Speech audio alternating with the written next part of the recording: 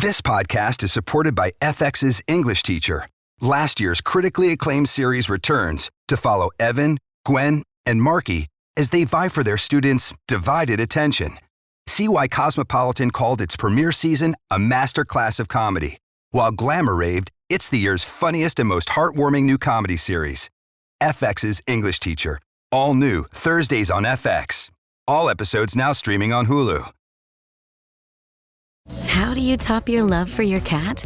With a cascade of decadent savory gravy over a mouth-watering mousse pâté. Fancy Feast gems. 2 gourmet pâtés in one convenient pack. Simply peel and plate to reveal a pyramid shape that makes eating delightful and pamper her with an experience as extraordinary as she is. Turn the everyday into the extraordinary with Fancy Feast gems.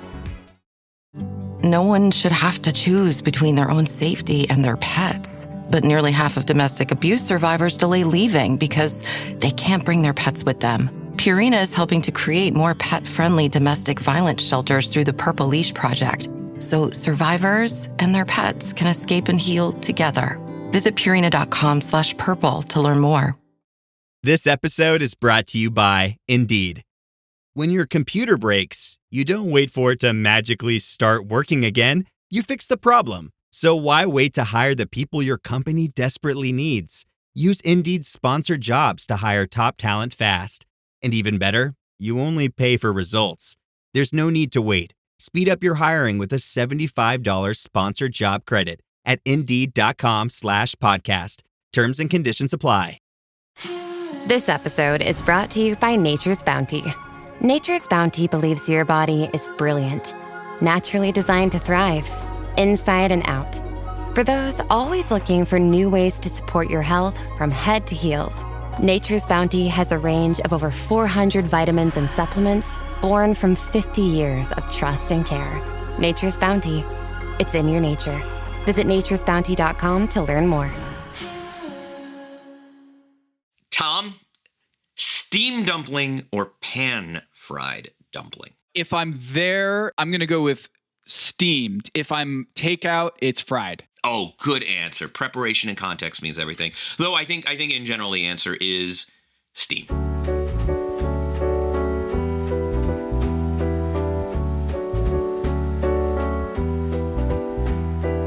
This is Pack Your Knives. I'm Kevin Arnovitz. And I'm Tom Haberstroh. Tom, we have one of our favorite episodes every single season is we get to bring on an old ESPN colleague. And do you want to do the proper introduction? This is always, honestly, one of my absolute favorite episodes of Pack Your Knives every season. Who do we have with us today? Mina Kimes, the Mina Kimes, coming into this season of Top Chef. We know that she's been watching, and we've kind of been holding her, just like waiting until we get further into the competition, because this is when it gets really good. This is when there's everybody who goes home at this point is basically a deserved winner. So now that we have like basically 3/4 of the season done, I can't wait to hear what Mina has to say. She's coming from ESPN's NFL coverage, and she does an amazing job at ESPN, but also just like everything. I know the Brooklyn Nets got eliminated from the NBA playoffs earlier, and you're upset about that, and you probably have some NBA takes that you want to share. But this is Pack Your Knives. This is Top Chef, our beloved show. Thank you for joining us this week. Hi. This is great timing for me. The Top Chef season heats up as the NFL season winds down.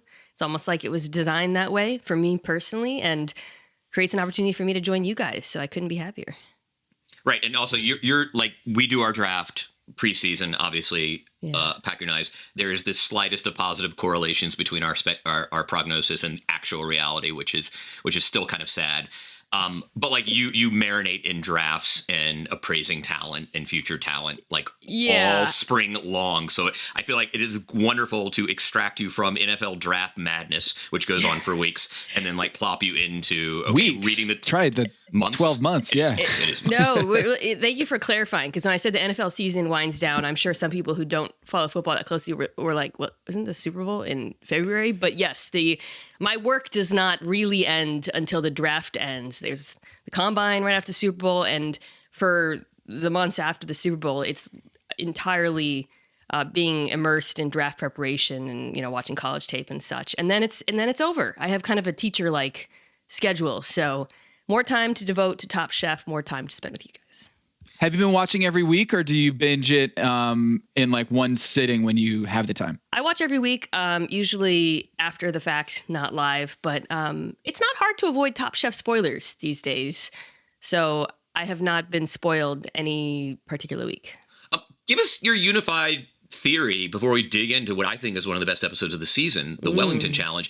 Give us sort of your unified theory of Top Chef 20 All-Star Europe. I mean, where like your kind of big 40,000 foot view of the season.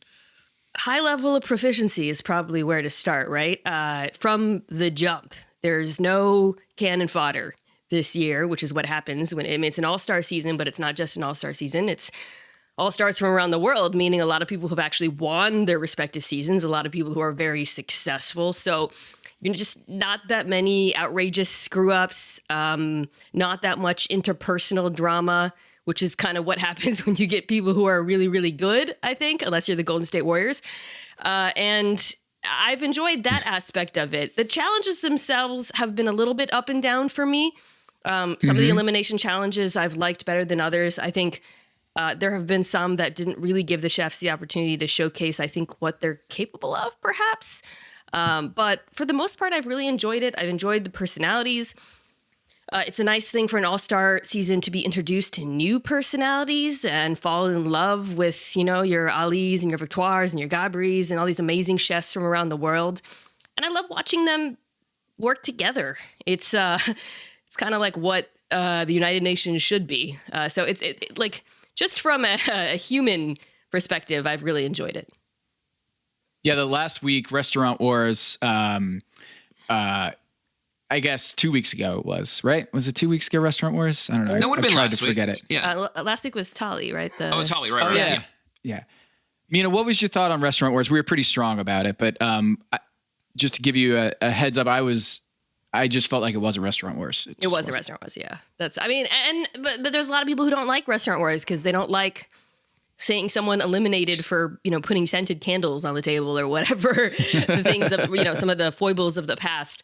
And there's part of me that I didn't mind that they didn't have to build the restaurant. I think that is usually kind of silly, but I do think the front of house management aspect always is an interesting challenge that's sometimes rewarded too. It's not just a gimme job. Like the judges do acknowledge the difficulty of that. So to have that taken away, it really just kind of felt like, okay, they're making a meal. All right, yeah. Fine. I just think it didn't lend itself to the tension. And again, I don't need professional wrestling. Yeah, I think the show's gotten a little too cordial in the most recent seasons.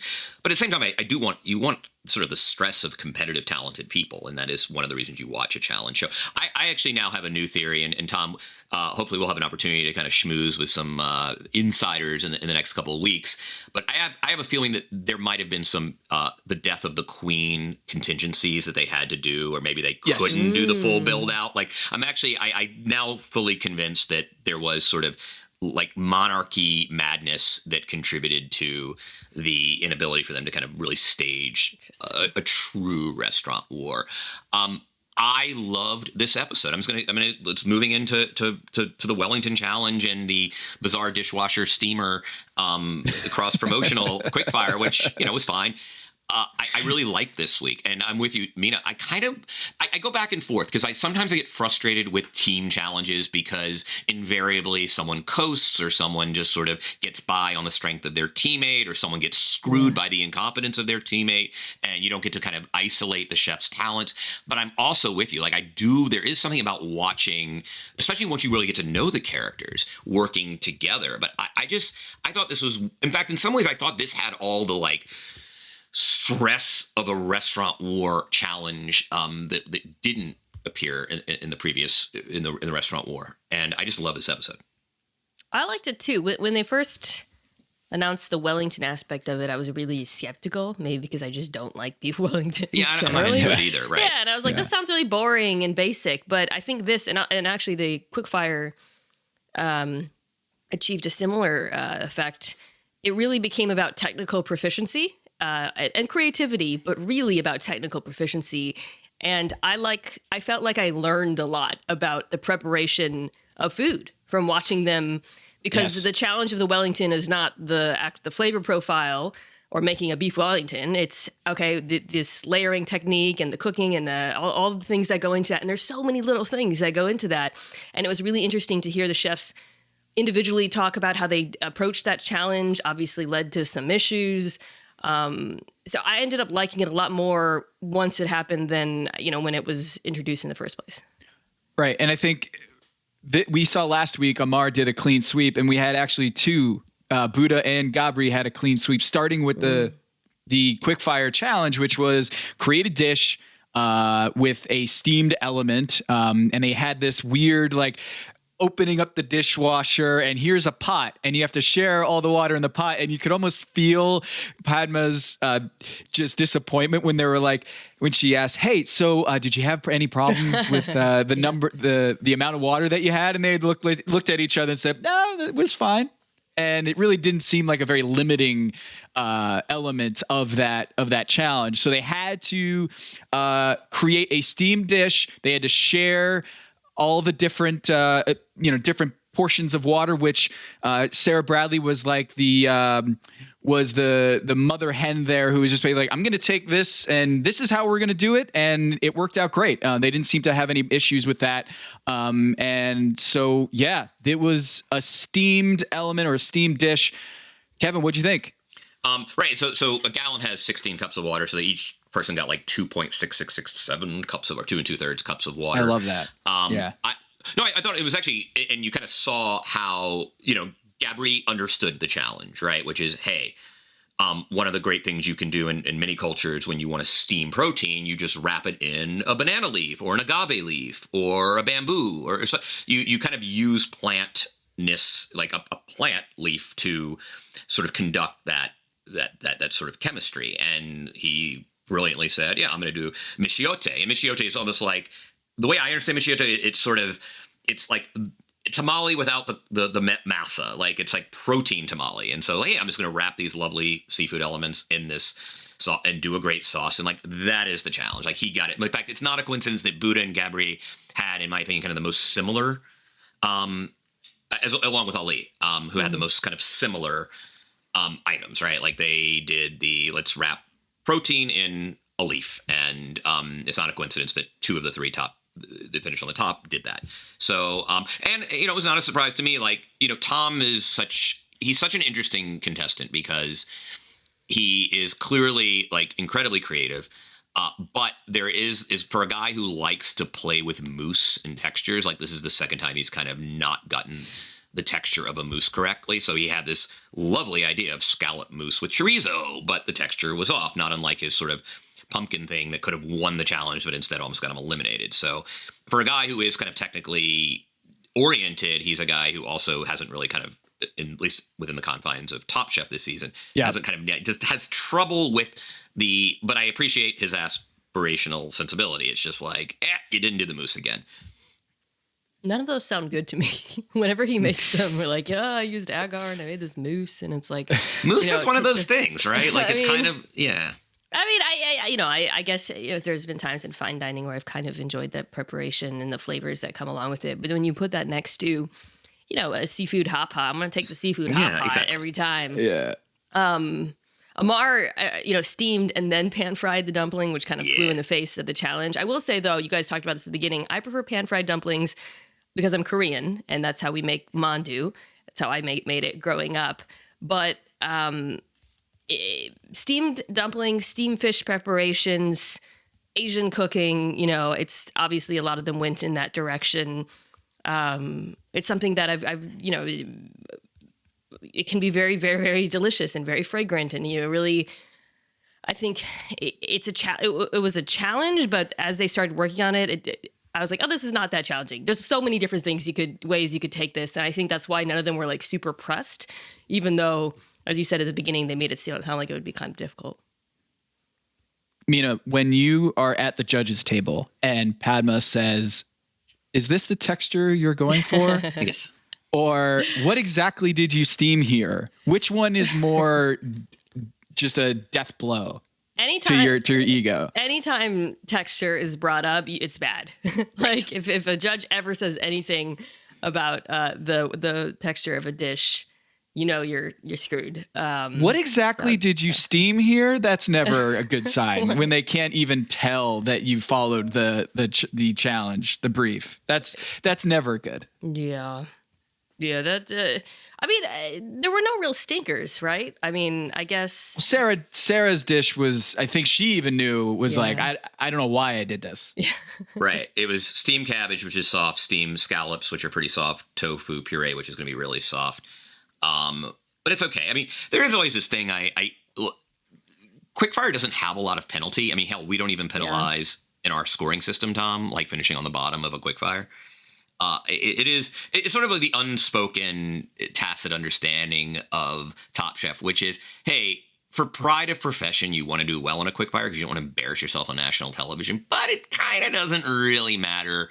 It's load management. It's hey, if you need a day off or a challenge off, you can take it off in the quickfire. I think it's not necessarily true like in the early seasons of Top Chef where, hey, am I even good enough to be on this show? Was sort of this thing. But every one of these chefs, by definition, as you said, like there's no cannon fodder, Mina, right? Like nobody doubts their abilities on the show even coming in. And now, once you've gotten to the final 6, that's particularly true. So I did feel a little bit of phone-in vibe from both Amar and Sarah. Interesting. I mean, for these chefs, I guess if you win 1 or 2 or 3 of them, you can walk away with $20,000-$30,000. That's true. They kind of threw that in to, I think, heighten the stakes of it. I don't remember what season they really started. The $10,000 kind of became the typical quickfire prize for sponsored ones. And who's keeping track? Our boy Buddha, because after he won, he said in a very Buddha-like way, "That's 3. I'm breaking records from last season." My own records. My own records. But he spent some of that money to cure his dog of blindness last year. Yes. I mean, you've got to love that. I do love that, but it was a classic Buddha where he's from the pug. He's we got to see the pug, and he's like, I'm smashing my own records. Tom, so I guess when you do that, you can. Can I jump in here? Because Kevin and I were texting about this, and I'd like your take. I think Buddha is, on this season in particular, he's kind of like the best possible iteration of a cocky person in that he says a lot of things that if you wrote them down, you'd be like, this is a little much. This is a guy who's clearly self-impressed. But in execution, it doesn't really bother me. Maybe because he's mostly nice to people. And it seems, and it also clearly comes from a place of competence. Sorry, it's not unearned at all. But you could see like a past Top Chef character, or chef rather, having those qualities and becoming a villain, but he never does to me. I don't know why. It's very Steph Curry-like, and when people are like, he's just so humble, and then you're like, no, what he says on the court and what he does on the court is extremely arrogant. Like, shooting a 3 and turning around and running back on defense is the biggest FU to the defense. It's just like such showboating, and it should be considered like the most badass, rub-it-in-your-face behavior. It's same thing with like the whole "I'm putting you to sleep." Yeah. Like that whole thing is like total cocky asshole material, and yet he just does it in a way that people find very affable and just charming. And I think Buddha's got similar element to his game where he, again, like you said, on paper saying I'm smashing my own records. That's 3 quickfires. What's up? Yeah, is like a very I don't know, distasteful thing to see on a piece of paper, but he pulls it off.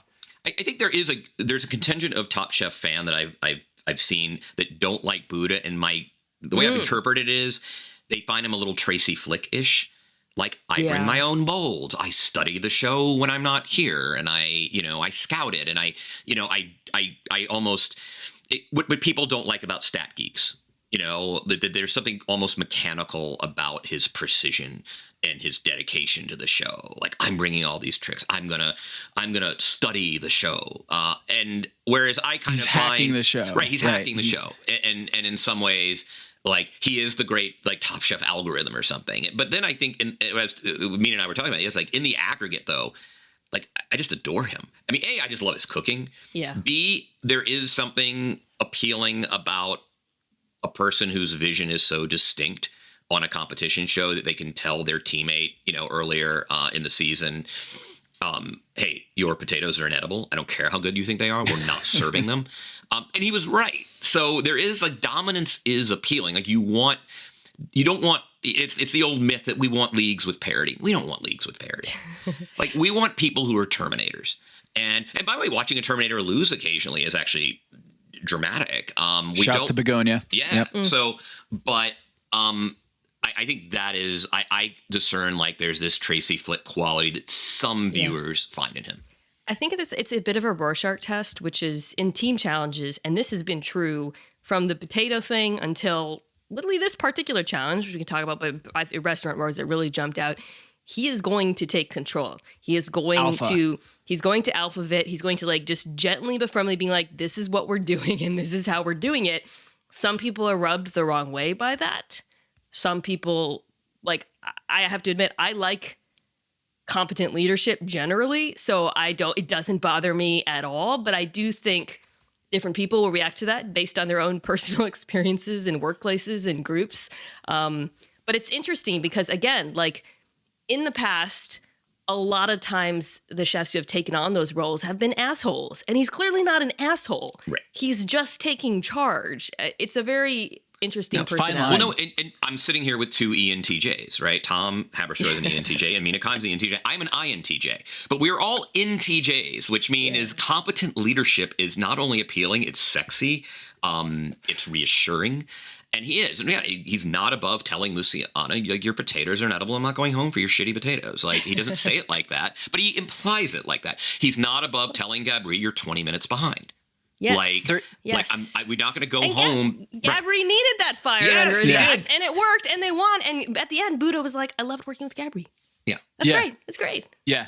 Well, you could see when they announced the Beef Wellington, he looked like a kid in a candy store. I mean, it was just, he was so excited, and you could feel Sarah and Amar and others just, I feel like a little bit of a deflation of just oh, this is tailor-made for But you know Buddha. why he was? Because that dude before the English season had gamed out every British dish they were going to be asked.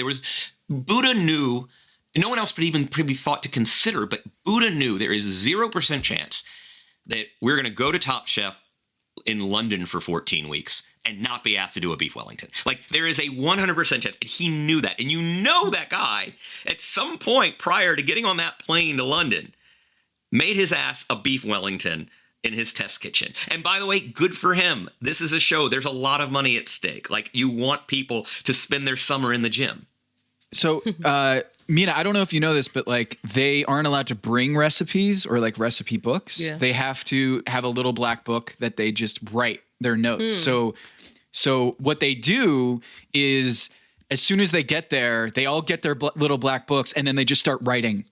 They memorize all the recipes, before they begin, they just have a whole book of recipes in their mind that they've gotten down on paper. And so when Sarah has that kind of passive-aggressive dig to Buddha when she's like, oh, now you're going to open up to your Beef Wellington chapter in your book. Cool. That's because when they get there, they just have to write down recipes or ideas and put it down on paper because they're not allowed to bring it. Listen, I'm a prep freak. I go into every episode of NFL Live with 40 pages of notes. I'm not going to judge another prep freak. I mean, that's nothing but respect for my. I think the ENTJ job is the executive. Yes, you are the executive. Exactly. Which is very much Buddha. So I like him. I just brought it up at the end of that challenge when he made that comment, I laughed because I was like, some people are going to really hate this. I don't mind it.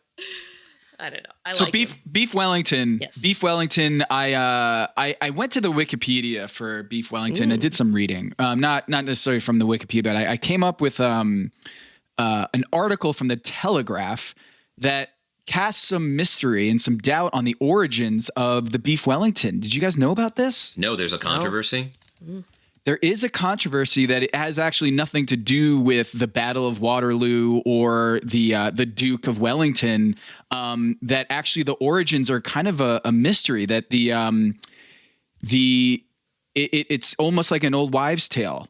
That they're kind of casting a little doubt. There's a snippet from this article from the Daily Telegraph. Leah Heislip writes, a quick rifle through British recipe books of yore reveals no evidence of this dish being eaten in the 1800s.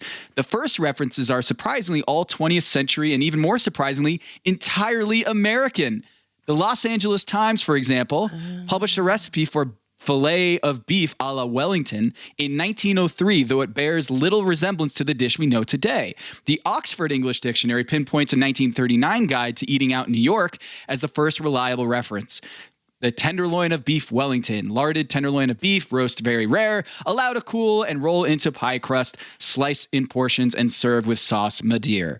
So they don't really know how it got to America, but the very first instance of a beef Wellington is stateside. It's here in America. I thought there was this Polish cookbook that said in 2010 from a woman named Maria Otrowicz Monatowa, said that she got it at in Vienna, and then in like May, and so this is as early as 2000. Yeah, this I kind of love like sort of the origin wars. Not that it ever matters. And it is so like I kind of the only reason I believe it's British is kind of almost a beef Scottish egg. I mean, think about sort of this matryoshka doll. Like the Brits love their weird matryoshka doll foods, right? Like let's put an egg and then there's sort of this sausage layer and then we're going to cook it in a pastry and maybe we deep fry it or maybe we bake it or maybe there's a weird little lattice design around it. Like I mean, that's the only reason that sort of it kind of looks British is their weird matryoshka doll. Let's carb up a protein for God's sakes. It's also just very brown. It's brown. It's the brownest food. Which, you know, it looks like a pub. Yes. Yeah. I mean, I guess we have the turducken is American, right? Yes. That's protein inside protein. This article says. Yeah.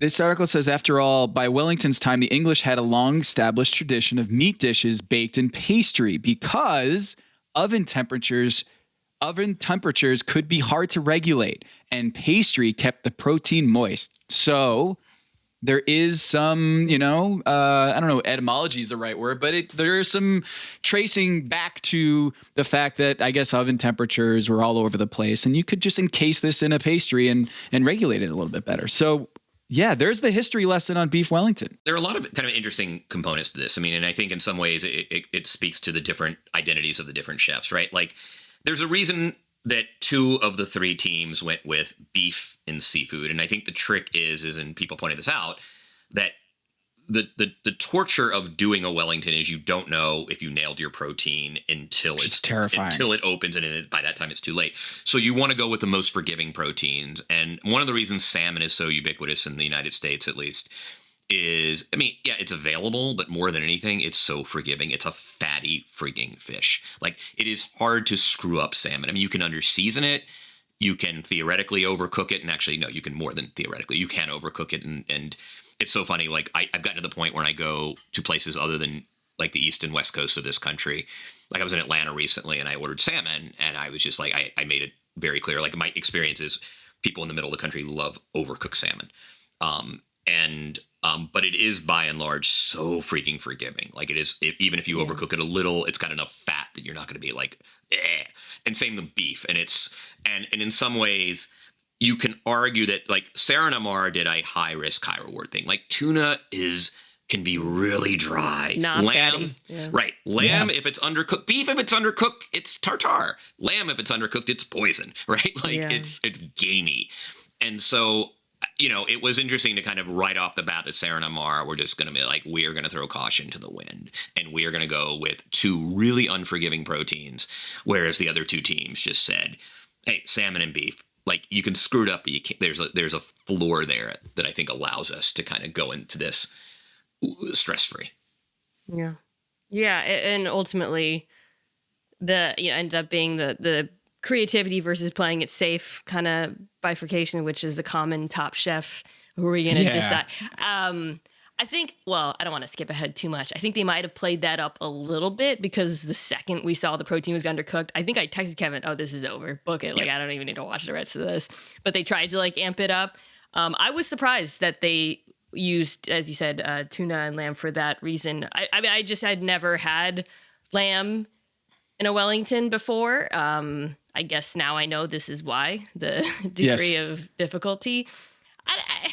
But I feel like if you're going to take risks in a challenge where the cooking of the protein is the core challenge of it, and the pastry and the making sure it's, how they play together, they also took risks with flavor, which is fine. I don't know why you would take risks with the actual choice of ingredients if the execution is so finicky, and also the challenge itself. Like, they were all working up to the clock. It struck me as like just poor planning on their part. A little bit foreshadowed by this season has done a good job of avoiding predictive edits, as I would call it, where, they really give the game away. And I think that they've gotten better and better at that.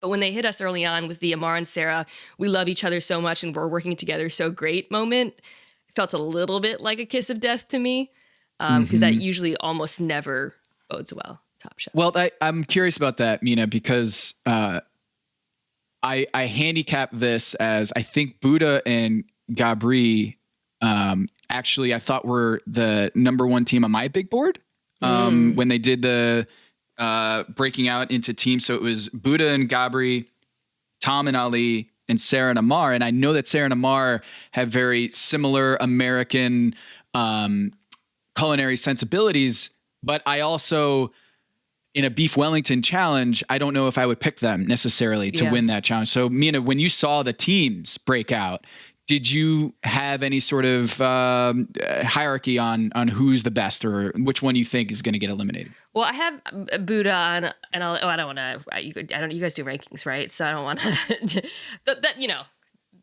That's my. I mean, Buddha's got to be the favorite at this point. Yeah, so. Buddha's Steph and Ali's LeBron. Although that doesn't really hold right now with the current NBA playoffs. So I guess who's Jokic? I don't know. Maybe Ali can be Jokic. I think Amar is Jokic. I think. The goofy, unassuming, but how just is he doing this? Crushes. Yeah, exactly. Yeah. Those two are like my top. So the second the group shook out, I was like, okay, there's no weak links left. So it wasn't at a point where I was like, okay, there's the weak link here. But once I realized it was going to be essentially a challenge about technique, I had Amar and Sarah eyed as well. I thought there's no way Buddha is going home on a challenge where technique, timing is paramount.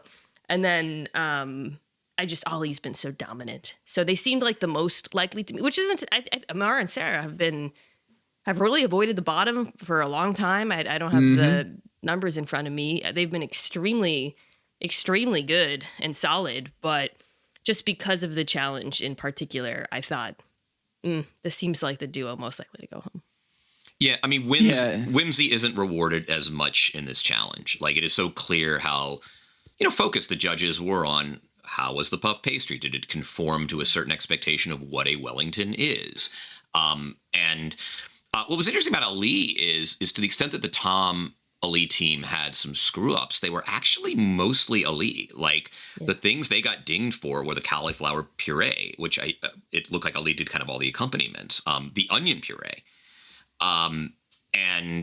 So it's interesting. I don't know whether that portends Tom going into the Final Four. Do we worry about Ali? He's been so dominant, but there have been a couple in the last couple of weeks. He's kind of leveled off. Is this a regression, or is he actually still? I still think he's incredibly dominant. He's still individually just one of the most gifted chefs still left on the board. But it was interesting that I think that that team's errors were actually with accompaniments and not sort of technicality, which I would have had it the other way. There was one little bit of red herring with technique, though. So pretty much through the cooking part, anytime a decision involving an ingredient is highlighted in the show, it's going to end badly when it gets to the table. And this was the xanthan gum. I think there's a point where Ali was like, I need xanthan gum. I was like, oh no.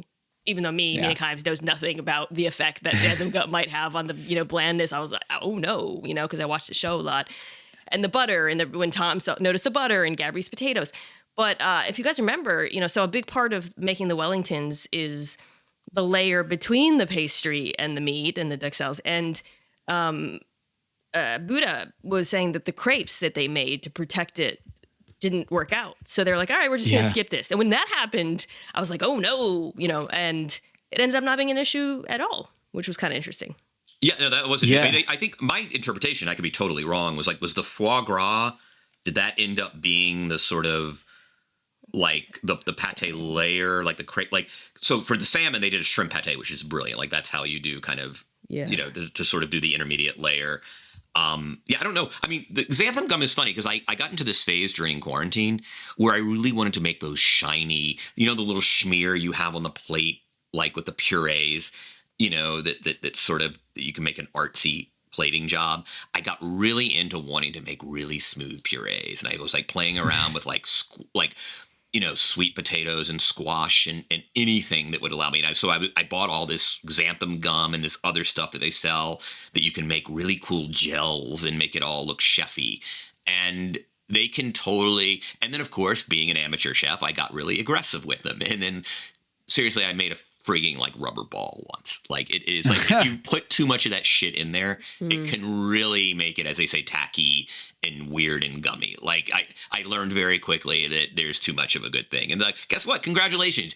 This looks really smooth on the plate. You know why? Because it's fucking plastic. And I think that's sort of what can happen with those gums and little additives. So I knew that there was a infamous xanthan gum moment on Top Chef, and I couldn't place it exactly, but just did a quick look up. In season 16, Kentucky, Chef Brandon, who kind of looks like a Ken doll, if you remember, right. He used the xanthan gum, and Tom says, "What the hell? Why would you do that?" And so, there's already a history there. And so I'm imagining Buddha as he hears or sees a xanthan gum being pulled out. He's like, Season 16, episode 7. You know that's not what you're supposed to do. I could just imagine Buddha in his encyclopedic memory saying, "Oh, that's a fatal flaw. Don't do the xanthan gum." Yeah.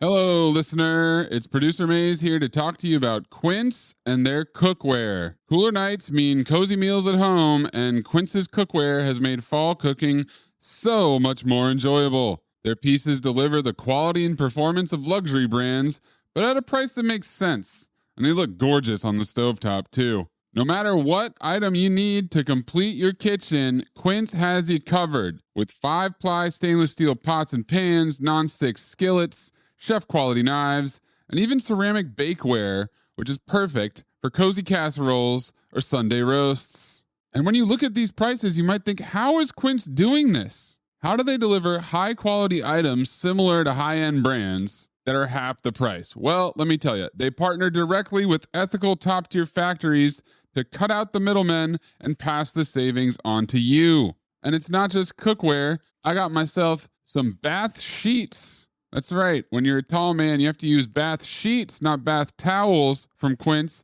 It's like drying off with a cloud. It's incredible. Upgrade your kitchen for cozy fall meals with premium cookware from Quince. Go to quince.com/dings for free shipping on your order and 365-day returns. That's QUINCE.com/dings, DINGS, to get free shipping and 365-day returns. Quince.com/dings.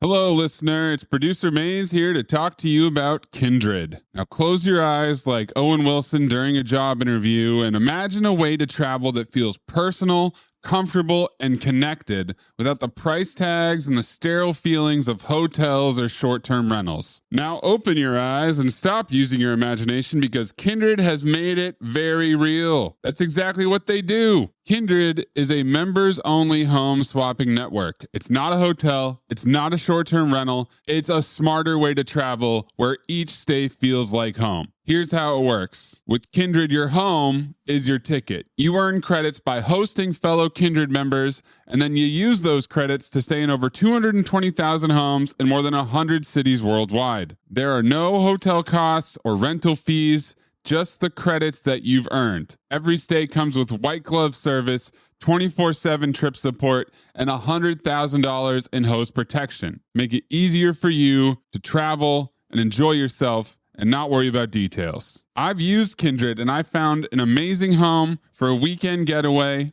in an idyllic location with amazing views and great ambiance. It had everything I needed. And the best part was, it cost me $0. So apply now at livekindred.com and use code DINGS to join for free.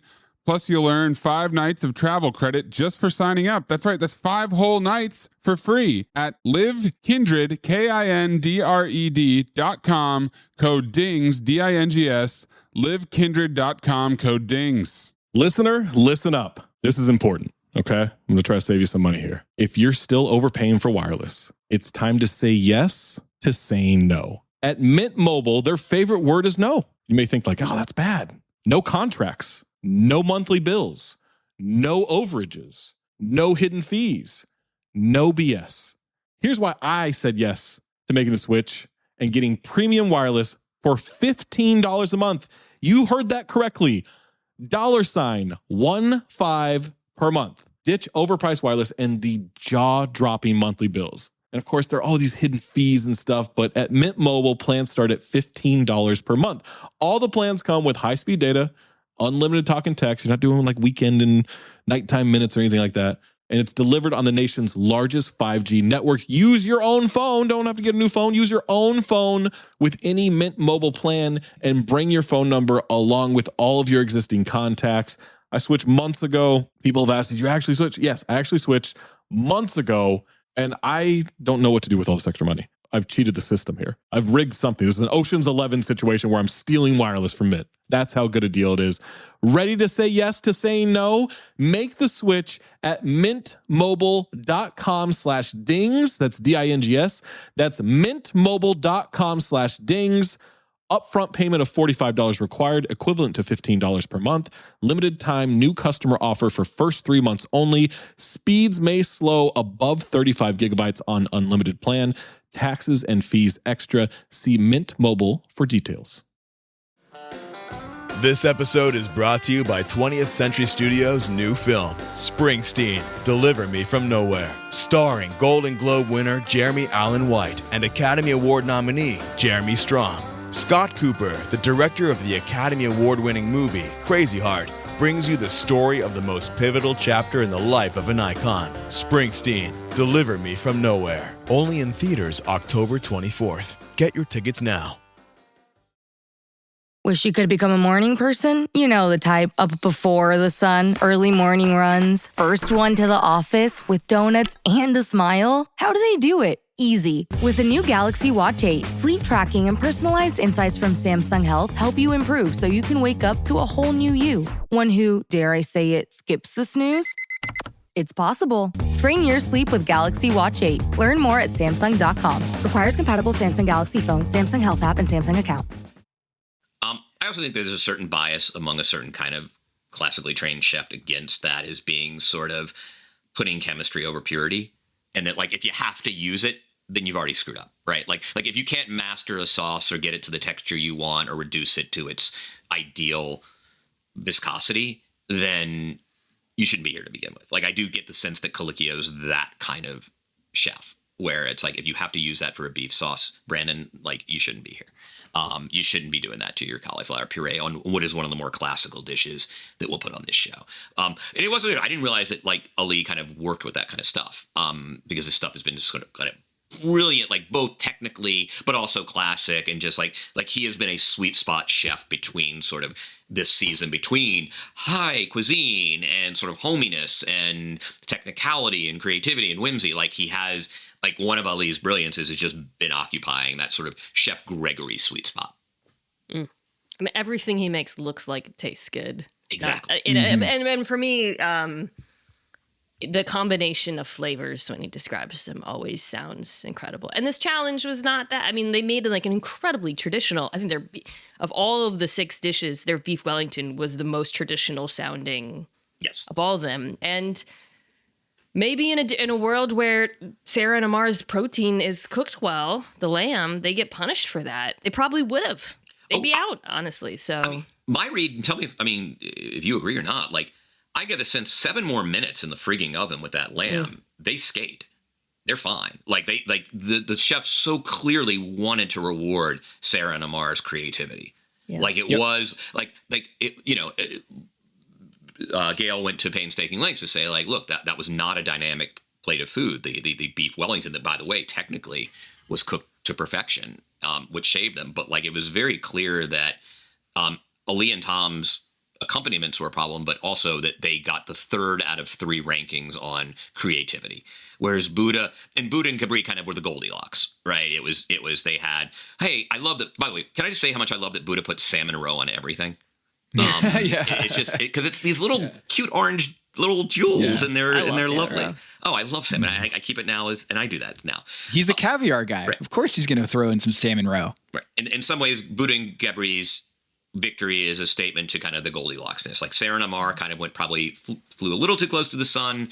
Ali and Tom were probably too conservative, and Buddha and Gabri preserved the classical nature of the dishes, but added just enough flourish to hit that sweet spot. Shout out to Gabri, by the way, for grabbing the flying gatto. He described himself in getting the salmon roe in time. Oh, that was brilliant. Yeah, I think that combination of Gabri and Buddha from the get-go, I was just like, oh, that's going to work really well, because I don't think Gabri has any belief that he is kind of in that executive role on that team. I think the role I think he's going to be able to be the supplement to Buddha, and I really think that they matched really well. I could see like there be some power dynamics and power struggles between some other chefs like Buddha and Ali, or Buddha and Tom especially, I think would be a disaster as a pairing. But I really think that, I mean, the salmon welly with the shrimp pate, beurre blanc, yet the potatoes are a little too buttery, but everything was seasoned perfectly on all 3 dishes. The truffle wasn't overpowering. They did the foie gras, the beef Wellington, and then the peach melba, almond, raspberry sorbet, and the tonka bean custard. I mean, whew. I don't know about your scorecards, so but mine, I think they were the best dishes in each of the 3 rounds. I have to say, I want to do Sarah and Amar kind of go more specifically through their dishes. I mean, first of all, when we next communicate with Sarah, I want a recipe for date black garlic puree. Like, yeah, I just feel like that should be on the plate every time I roast a chicken. Like I'm just convinced of this, and I want the recipe for a date black garlic puree. I think one of the things I've had fun doing is their tuna. I love like the idea of a tuna salmon Wellington is something I would totally eat, especially with asparagus. And the sauce Americane got dinged, and I was thinking about it because like sauce Americane is such a guilty pleasure, right? Like it's creamy and it's got a little hint of tomato base, but there's like a liquor component to it. Like it is totally guilty. What if you do the tuna seafood asparagus Wellington with the wasabi cream sauce? It almost is like a rainbow roll with wasabi. You're exactly. Yeah. Exactly. Kind of the rainbow roll Wellington. But we've got to get hold of that date black garlic puree. I'm going to ask Sarah because that is like, just put a smear of that next to like that Jelena roast chicken I like to do. I mean, I just like that is, I want that to be a signature of this kitchen now. Yeah. Tom bailed him out a little bit, by the way. You remember he went through the kitchen and noticed that they didn't have a wrap on that protein. And after they left, maybe we should do that. Oh, that's right. Interpreted his huh. And they're like, shit, we got to do a wrap. Let's get some spinach in here. Which I find that to be, it doesn't bother me at all. I find it to be interesting because when Tom does his walkthrough and it changes how the chefs approach stuff, I actually like that because they're kind of, he's never explicit about it, right? But he might have been. It's the game within the game, right? It is a game within the game, yeah. But the tuna could have tasted very differently otherwise, I think, if not for that. Yeah, so when I was watching this episode, I had the same reaction of, they undercooked the protein, see you later, right? Then, as they go through Tom and Ali's dishes, it created this dynamic of like, well, what's worse in Top Chef world? Is it under-seasoning just about every dish that you serve, or is it you undercook the protein? Which one is the cardinal rule that you have violated? It wasn't just undercooked, though. First of all, some of them, it was cooked well. Because I think when I can't remember which of the judges, maybe it was Gail, who was like, this is undercooked. Tom went, really? Like, so it was clearly, there was a mix. But when you have people saying, this is raw beef, it's over. Rest your starters. The game is done. Like, I think that the creativity versus, banality kind of thing was played up a little bit to create some semblance of this is just my interpretation. They kept showing the judges praising the creativity to make it seem like not a totally foregone conclusion. You can't serve raw beef. You can't do it. And when they went around and talked to the diners who were, did a vote as part of it, and I think one of them was like, "This is raw." Like that's someone said they couldn't even knife through the lamb. It was just so raw, and that hurts. And I guess that's part of the reason why you don't do a lamb Wellington, right, Mina? Is yes, there is a high risk, high reward factor here, but the other two teams went more traditional, and they're still in the competition. It's what makes the challenge. What I ultimately liked about the challenge is it is kind of this interesting marriage of cooking and baking, right? Because in baking, there is always the moment of truth. You nailed it or you didn't. You have to get everything right, the timing, the ingredients, all of that, the technique. And this is, the chefs can usually kind of cook their way out of a lot of that. But when you have something like a Beef Wellington where there is this strong oven component and there's this reveal, this is what happens. And there was no way, I think this wasn't going to happen to at least one dish of the 6. Right. Mm-hmm. So, there was no way it wasn't going to be the kiss of death when it did. Again, my further belief, like, had they had even 6 or 7 more minutes. Well, Sarah said it was like, should we take it out now? And she's like, I don't know. I kind of feel like we could use a few more minutes. And Amara was just like, I think it's ready. They kind of both took responsibility for it too, which I liked. Very likable to the end. No bus throwing under. What about this? The British grandma comment from Tom on that dish, the apple with the chestnut duxels and apple butter sauce. I mean, that thing looked extremely decadent. It looked great. I love it. It's interesting that talking about Rorschach tests, like, do you consider, hey, this is a beautiful Sunday grandma dish to be an insult or a compliment? I wanted that dish so bad in my stomach. Yeah. It was so good. All the desserts looks incredible because the dessert, it's just pie. They're just making pies, like right here is essentially, or like, pie, like dishes, but every single one of them start to finish. I know you guys like the peach melba, but I thought Sarah and Amar's dessert, which was it was their version of kind of an apple pie, tres leches with the spiced cream, looked unreal. But I guess Tom and Ali with the I love marzipan with apple and chestnuts. But I think was Sarah, they did the orange sauce, right? No, that was Tom and Ali. That was Tom and Ali did the orange blossom. That is a combination of flavors I would like to try when they said that. Mm-hmm. So in like when I was growing up, I was telling Mina, like, Baskin Robbins had this peach melba flavor that was like not in regular rotation, but it was like a thing for me as a little kid. Like when they had it, I wanted it. And I love that dessert. What do we think of phyllo dough? I'm kind of with, it's like I'm kind of with Colicchio on this. Like it is a little bit of a hack. It's a little bit of a cop-out. Do you really think it's a cop-out? A little bit. Like, and you can always say, oh, it's whimsical. Is it? Like the Wellington challenge at its heart, as Mina pointed out, it is a test in technicality, and it's harder to do a puff pastry, right? Like I do think he was kind of correct there.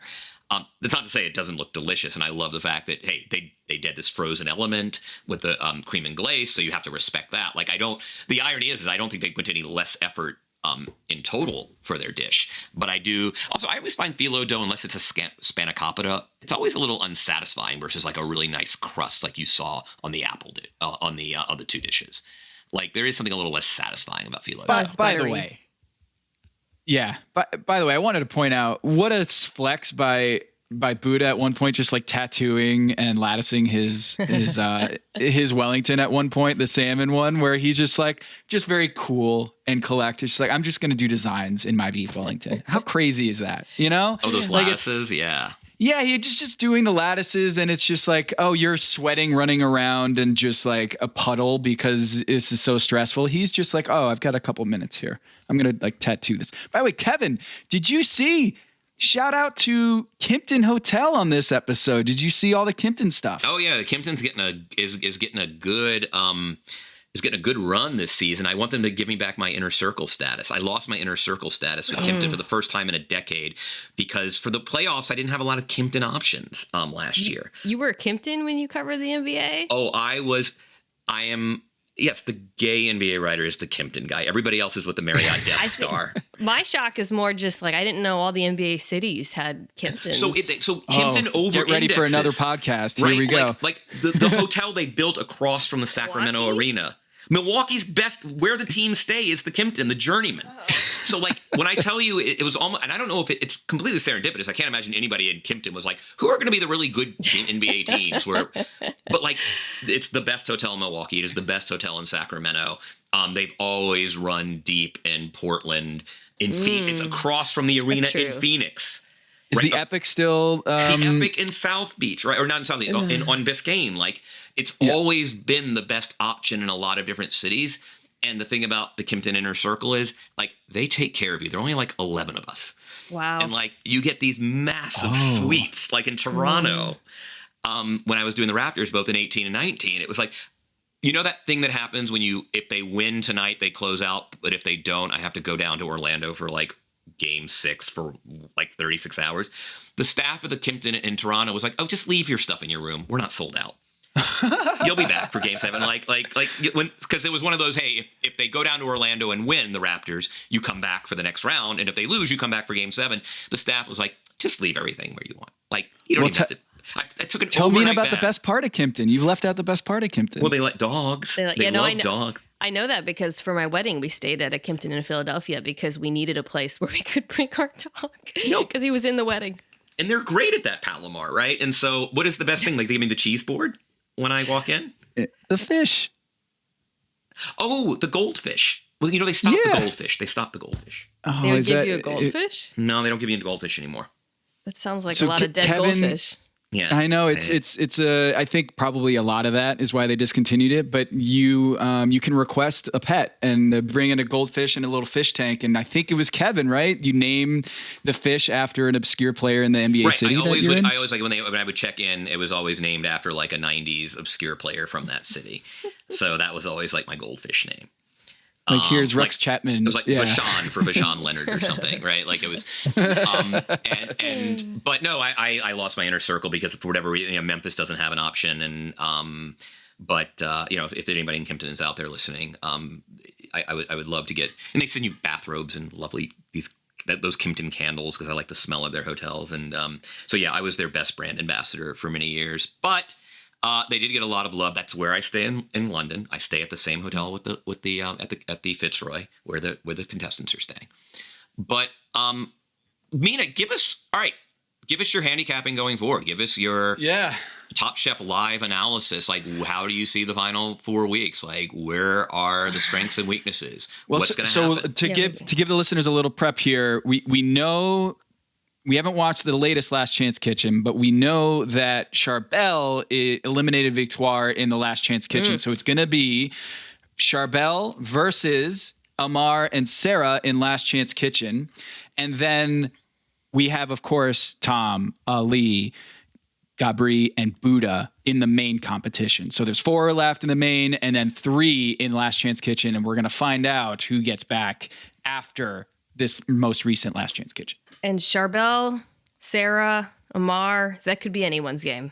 I truly have no idea who will come out of that. It's really going to just come down to the challenge. I love Charbel, and I think ever since he made that onion, it's been hard for me to let go of it. I know. The very first episode. Yeah. So I wouldn't mind seeing him. I'd love to see Sarah, who I've really loved this season, back in the mix as well. Mara, as we've talked about, came on strong at the end. So of those 3, truly difficult to pick. The final 4, I feel like, is a pretty clear 2-tier situation with Ali and Buddha at the top, and then Tom and Gabri, both of whom have faltered at various points during the competition. Not that Ali and Buddha both been in the bottom, here and there, but for the most part, they've been not wire to wire, actually, I would say, because Buddha had a bit of a slower start. He was a little bit more in the middle and then kind of has heated up. But they, to me, seem to be on a collision course that is going to be a fascinating one because they have such different styles of cooking and the way they talk about food is so different. I want to eat both of their food. I really like them both. But that would be, I guess it's usually a final 3, but those are the 2 that I really want to see cooking at the end. Yeah, I Ali had a hubba moment when he got out of bed and they shot him. Noted. I have a crush on this dude, and Kevin apparently is like, he's not my type. But I'm like, when he's when he's just a total chiseled David walking across and then has the moment in front of the window. Casual. Holy. It was like a moment in Succession when they let Skarsgård like take off his shirt briefly. I was like, where was this in the first half of the season? Come on, you got a lot. Bravo. Because he's wearing like bed sheets the whole season, right? And then suddenly he takes his shirt off, and it's like, oh my god! Like I just feel like Ali. He's got to be right there. And then in our point system, the standings, he's right behind Buddha. Right now, let me just pull it up here. We've got Buddha at 56 points, Ali at 52. Then in a separate tier, we have Amar, who's now in Last Chance Kitchen with 40 points. Gabri with 33 points behind him even. Sarah at 28, Tom at 32, and Charbel at 30. So clearly, like you could even say there's not even a second tier behind Ali and Buddha. They are just so far ahead of the pack. Yeah, it's the tier's gonna be it's very interesting. I mean, Tom, I feel like Gabri, bless his heart, has been working with borrowed time for the last 6 weeks. Like he hasn't actually won a non-team competition, I don't think, this season. He did well for his he did well with his poutine, I think, with the street food quickfire challenge. But I'm trying to think of a time where his individual. So I do feel like he has been working on borrowed time, and really that's just kind of organization. Like he's just not the most poised chef in terms of just execution under the gun. I want to see his season, which he won, because it's kind of amazing to me that he's somehow not that like he's clearly a brilliant chef. A lot of the food he makes looks really delicious. The way he talks about food is super compelling. But I'm like, how did you not get bumped on like in some like timing related error? I find that fascinating. I view this entire season as a season-long audition for Gabri to have his own TV show, though. I think you were saying that. You think he is so just funny star and talent. charismatic. Yeah, he totally has star power to me. I love watching him on my television. So maybe he can be the next Top Chef Padma of Mexico or something. Yeah, you could call it the Flying Cat. The Flying Cat? I think he's adorable. When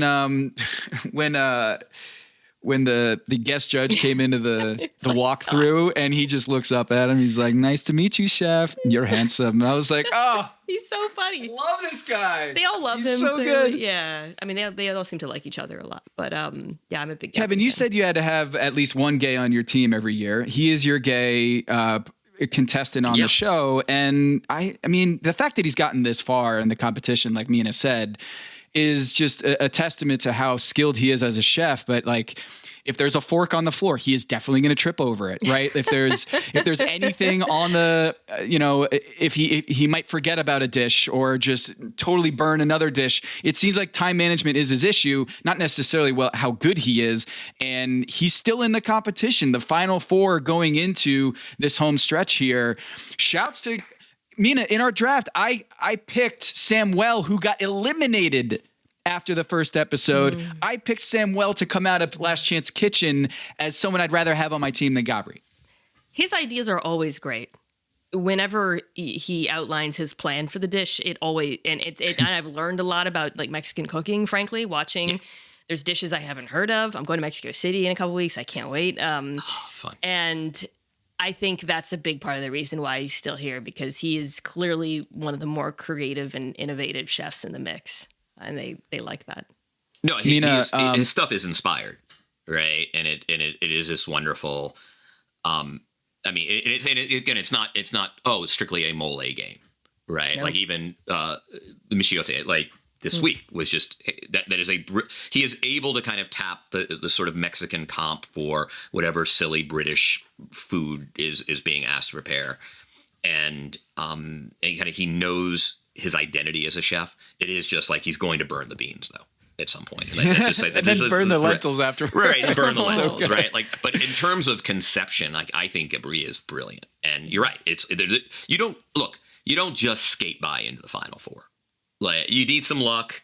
You need some, there was this funny, and it's a testimony to what a good-natured guy Amar is, but in the holding tank, did you hear the kind of almost like a comment that if it came from Buddha would be like, ugh, which is, hey, Gabri, you're on the bottom every time, and you just skate on by, don't you? Yeah. Like, whatever the comment was, where if it were delivered by anybody other than Amar, it would have been completely aggressive. and right. If Tom said that, if Tom mentioned that, you'd be like, oh, that's a dick comment. Right. Or that I'd is be not like, cool. you're just being German. Yeah.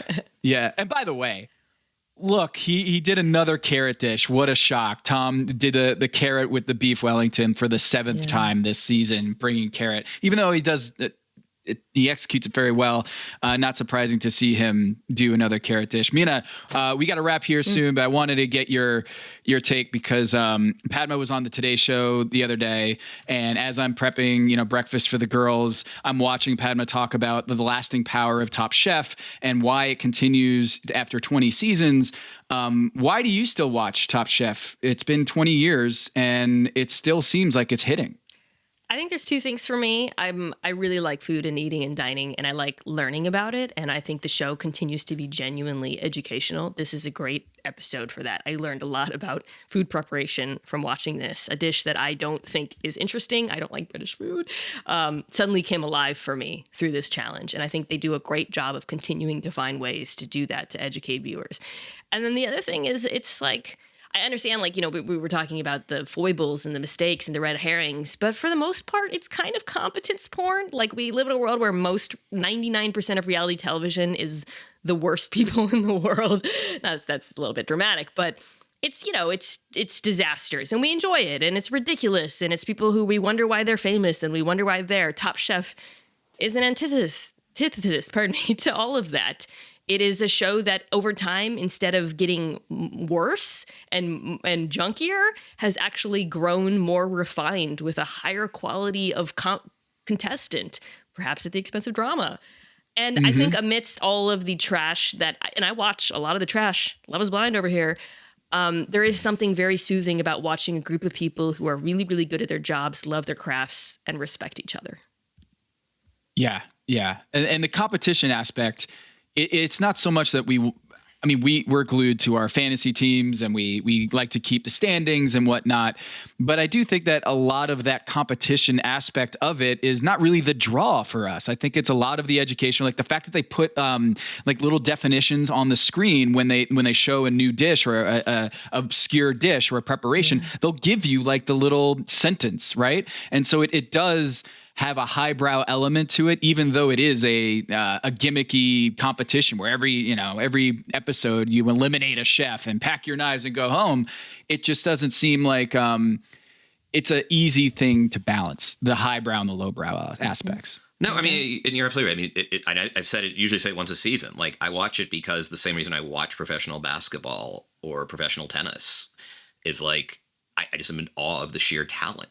I cook all my, last night I made dinner, right? I mean, it took me an hour and a half to make, miso black cod and Swiss chard. But like, I marvel at what these freaking people can do. They're ridiculous. Like, it takes me 40 minutes. I couldn't conceive of a dish in 40 minutes, let alone like gather all the crap I need and prep it and cut it. And it's like, I think like that's the thing with me is I just every single week I am just marveling at the talent. It's like watching someone dunk a basketball like on multiple times an episode, and I just like my black garlic and date puree, like I'm all over that. Like while we've been talking, I have ordered black garlic off the internet. Like this is going to happen this weekend, and the sheer talent. I mean, you're right. Like they've actually. There is that conflict because, hey, incompetence can create the sort of meltdowns that create drama and cringe. You can't look away from the disaster. At the same time, I think all things being equal, I'd rather watch insanely talented, competent people for an hour just do things that I aspire to do. And that's the appeal. Yeah, which is, of course, like what we hope for in high-level sports. Nobody wants to watch a blowout. Nobody wants to watch the team that, totally fall apart again. We want to watch the best two teams play each other. Don't know if we're going to get that in this year's NBA Finals, but for the most part, it is what we strive for.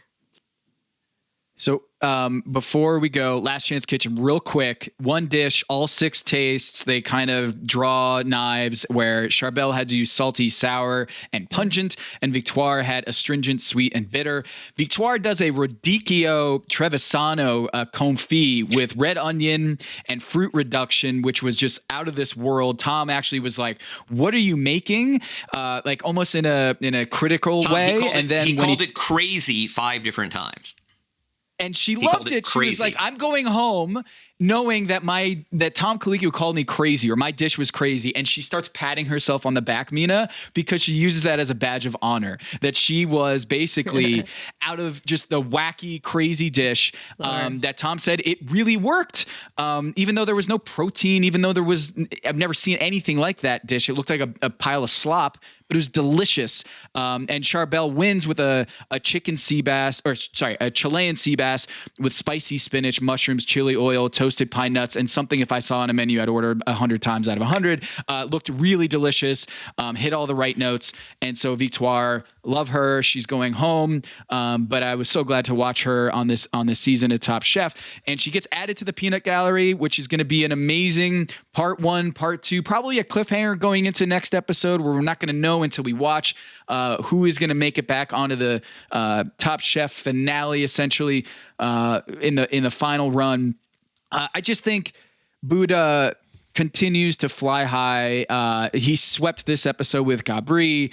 I think he would have swept this episode even if he wasn't with Gabri or with maybe with the exception of Tom. I think Buddha is that good that any team he's on, I think it should be the favorite. So I've got, even though he's not on my team, and Kevin, I'm holding on right now. I mean, that was one of the greatest. Huge lead. Who do you have?